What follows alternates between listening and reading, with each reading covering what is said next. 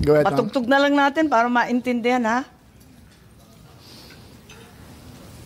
What was and who was really on top of this? Kayo ho ba? Because during the press conference of the president, it was you and the president. Yes. So ikaw ho ba nagplano ng lahat ng ito? Hindi naman, hindi naman. It was a group effort. Secretary Chidoro was there, Secretary Anyo was there too, and the President and I.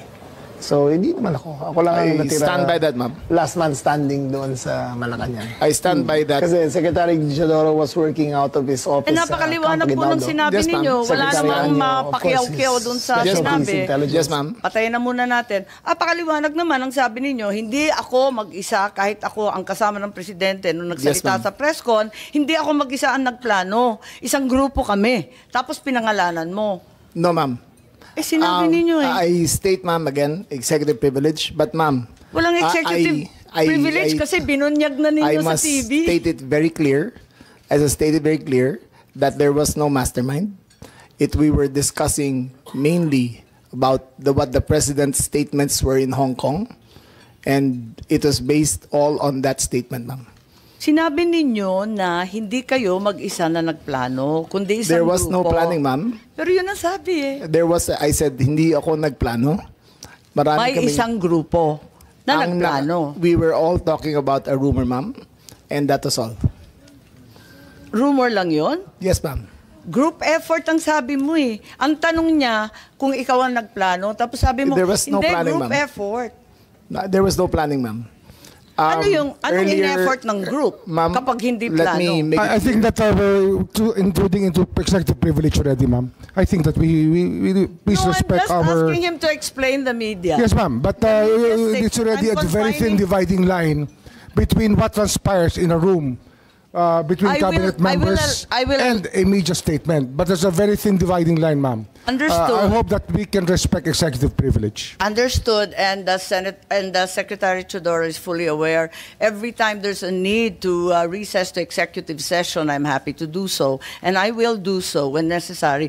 Pero ngayon, sinabi kasi sa TV, paliwanag naman ninyo sa atin kung ano ibig sabihin. Kasi ang sinabi, hindi ako mag-isa na nagplano, may grupo kami. They asked me if I had planned it. Sabi ko, I did not.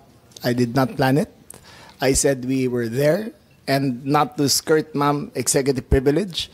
It was mainly because of the statements of the former president in Hong Kong that he said, in his words, ma'am, in Hong Kong, that, I think you have a clip, he said that, ang reading ko ay may ICC warrant of arrest na. That was the best of my recollection, ma'am. So anong pinag-group effortan? Anong To discuss the rumor, ma'am. grupo na That, again, ma'am, pinangalanan nyo? as far Sorry. as I will invoke executive privilege, there was you cannot plan on a rumor, ma'am. Kaya nagtataka So, ako, again, bakit ma'am, group effort? Chismis lang naman yun. Chismis nga. Ayun Yun na nga, yun. kung chismis, bakit mag-group effort pa? Tapos pinangalanan mo Ma'am, pa lahat na maraming nagpag-group marites sa effort. mundo to, ma'am. Dabis naman yung marites, dami-daming It marites was sa a amin. discussion of a rumor based on the statement of the president in Hong Kong. Nakakatuwa lang dahil chismis lang pala eh. Bakit sesentensyahan yung tao sa base ng chismis? It was a discussion of a rumor based on the statement of the president in Hong Kong. So you deny that you're part and parcel of the planning and that the other persons you named, hindi rin sila kasali dun sa pagpaplano? Again, ma'am, we were discussing the statement of the former president while he was in Hong Kong, that he said that he said, in his words, ang reading ko ay may warrant of arrest na ako. So that was the only basis of the conversation, ma'am. So ito yung group effort ninyo? Yes, ma'am. Pinagtulong-tulungan ninyo yung isang bahagyang chismis? It was, ma'am, all of that is, again, the statement of the former president, not ours. Okay, so walang kinalaman to. Pero para lamang sa kaprasong chismis, magtitipon-tipon pa yung mga sekretary ng kabinete. Nakakatuwa naman. Call it what you may, ma'am. Walang magawa. Opo, anyway, nabanggit na paulit-ulit itong Interpol, ano? At nabanggit na ng SOJ. At alam naman natin, yes if po. I may, since Yes, our Secretary name Chodoro, was, please. O kasi kasali kayo eh. alluded to, the Department of National Defense and the Armed Forces of the Philippines has no law enforcement mandate Our sole mandate is to give support to the Philippine National Police when it is asked for. And therefore, such ends our jurisdiction. The operation is clearly a law enforcement one, and the Philippine National Police has the power to ask the armed forces to assist. And that is the extent of the participation of my department and the armed forces of the Philippines.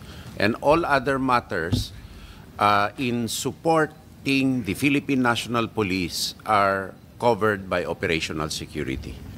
Tama po. Kaya hindi talaga chismis lang to. Meron talagang natanggap. At sinabi rin sa isang interview, alas 3 ng umaga, natanggap na yung notice of arrest nung Martes, March 11. Sinabi naman ni Secretary Remulla na si PNP General Marbil nakatanggap ng notice of arrest warrant alas 3 ng umaga ng Martes at sinabihan ang Pangulo ng alas 6. Nabasa niya na nga sa alas 6 ng umaga. So ibig sabihin, hindi po chismis to.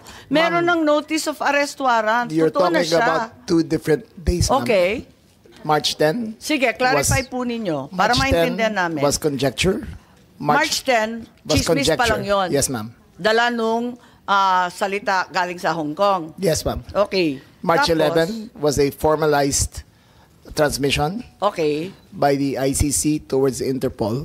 And that was the first knowledge that this administration had of the presence of a action by the ICC directed towards Interpol. And that was the only formal knowledge that we had. So, andun lang. So, ang ibig sabihin, ang gobyerno hindi tumulong sa ICC sa application ng warrant. Nagulat kayo na dumating na lang yung dokumento. Yes, ma'am. Wala kayong kaalam-alam or paghihingi? None whatsoever, ma'am. None whatsoever. Ganon din yung SOJ, pati yung SND. Wala kayong balita, wala kayong hinikayat, wala kayong pakikiusap na ilabas na yan sa lalong madaling panahon. Wala po ako rito noon eh. Nasa Vienna po ako. Ma-attend po ako ng United Nations meeting sa Drugs and Crime, UNODC. Yung March 10 o yung 11 po? Parehong araw po, wala po ako rito. Ngunit nakikipag-usap ako sa telepono na tinatanong ko yung nangyayari dito sapagkat ang Department of Justice ay involved siyempre sa bawat proseso. At kinakausap ko po yung mga pwede kong kausapin tungkol dito. Okay, so wala kayo dito pero kayo nag-anunsyo at lumabas sa balita na alas 3 ng umaga pa lang ng Martes andyan na yung notice of warrant. It was me, ma'am. It was Ikaw me. ba? Ibang Remulla yun? Baka na-confuse pati media. Po. It was me who confirmed during the press conference of March, on Tuesday, March 11, I think, that when the president asked me on when the notice of diffusion arrived, and I stated it was 3 a.m. Salamat. Okay. Si General Marbil, may idadagdag po kayo. Kayo daw ang nakatanggap eh. Ma'am, natanggap ko po yun ay more or less after ng 3 o'clock. So, usually, ito po talaga ginagawa namin. Pagka meron pong request ang PCTC Interpol, we act po dun sa kanila po. Kung ano po yung request ng PCTC Interpol. Maraming salamat, General Marbil. At Interpol ang binabanggit na natin ngayon. So yung Interpol, ang Pilipinas ay isa sa founding member. Isa tayo sa nanguna sa pagtatatag ng Interpol noong 1952. Interpol's purpose is to facilitate cooperation and assist member nations. So crime information sharing, investigative support, specialized training, transnational crimes in particular are the focus of this agency. And this comprise terrorism, cybercrime, organized crime, financial crime, and anti-corruption.